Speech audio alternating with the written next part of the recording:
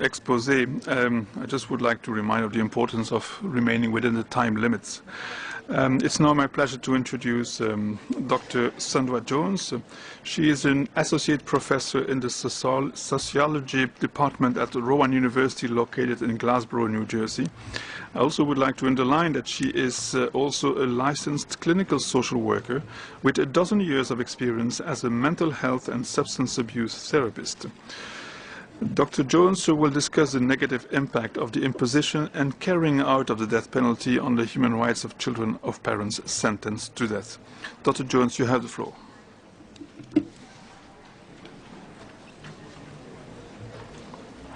No. Okay. Good morning.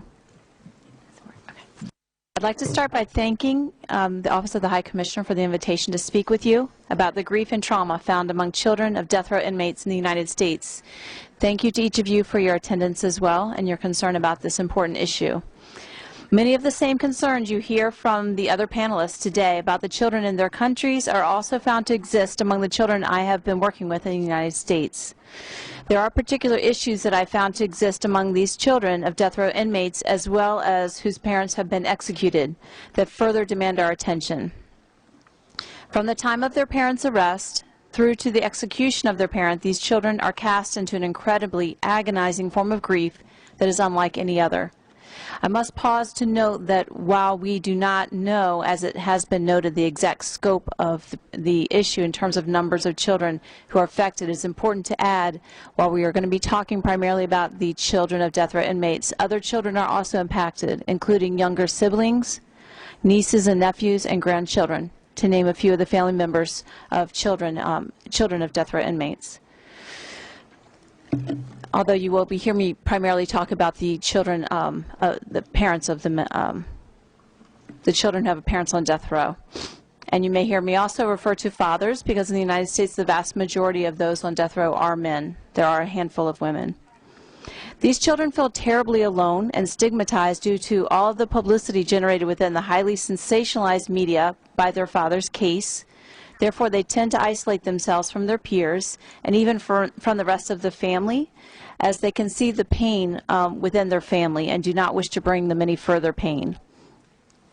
This has often been referred to as disenfranchised grief, and that they're disenfranchised from their own grief and that they're not permitted to express it within society and even within their own family because of the internalized shame that comes with their experience. These children find it incredibly painful and difficult to have a meaningful relationship with their father, given the numerous obstacles imposed by the prison, such as the glass that divides them during their visits in the maximum security area of the prison. Typically, there is no contact with death row inmates when they visit, and again, no privacy as well.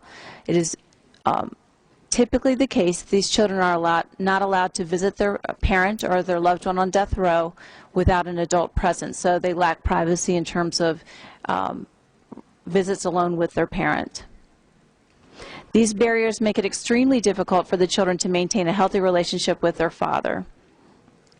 When it comes to their performance in school, they have difficulty concentrating. No supports in the school system is in place for these children, or very few, and it also often becomes a place where they feel like they must fight to defend their father's reputation, and by extension, their own. Many children have found this challenge to exist even within the teachers in their classrooms. For instance, teachers may have classes where they instruct lessons about the death penalty, and they will put pictures up of their parent or loved one on death row. And the children present in the classroom are not permitted to acknowledge their loved one without receiving a great deal of stigma.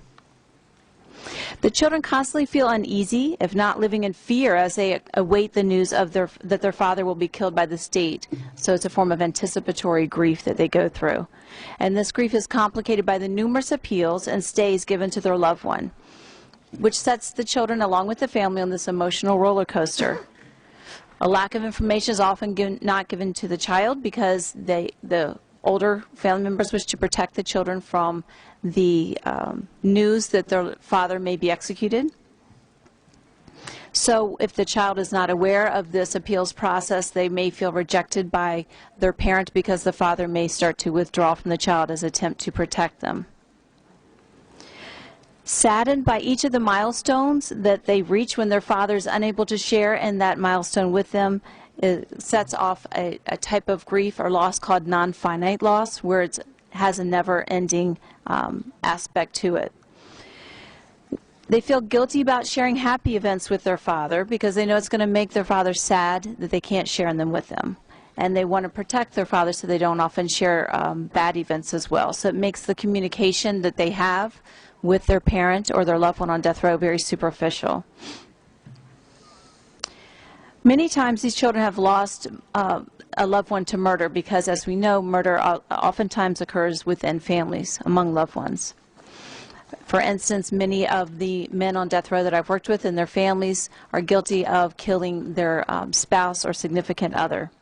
And so the child is left highly conflicted as they try to grieve both of these losses at the same time. And oftentimes they're made to feel like they must choose between these losses, even from people within their own family. Perhaps the mother who was murdered, her family does not wish the child have contact with the father, for instance. So they may try and have a relationship with their parent on death row, but they will do so in secret without others knowing, and without even being able to visit the father as well. So that disenfranchisement I referred to earlier oftentimes occurs even within the family, when the murder has been within the family. These children become disillusioned about the role of the state. You know, as young children, they may be taught the state is there to protect them, and have legislation and created that is going to make them safe. But they have this incredible sense of disillusionment because they no longer feel safe, and their ideals of justice may be shattered. They experience a loss of security and loss of their hopes, dreams, and ideals, which has been referred to a loss of the assumptive world. They can no longer make the same assumptions about the world they once could. As a result of these experiences that come with having a parent on death row or a significant other on death row, these children are typically deal with a variety of mental health issues. For instance, they tend to be very anxious, suffer from panic attacks, and display symptoms of depression. They may further exhibit symptoms of PTSD, social phobia, suicidal ideation, and substance abuse. In addition, they may disassociate in an attempt to keep from feeling their own pain, in which they detach from their feelings and live in a numb state. They may demonstrate behavior problems and are often highly aggressive, as they harbor a great deal of anger. They display symptoms of trauma, including insomnia, excessive rumination, particularly those children who were witnesses to the murder that was committed by their parent. There are examples that I could share with you, but I will save them for later comments in the interest of time. Thank you. Thank you very much, Dr. Jones. Our next panelist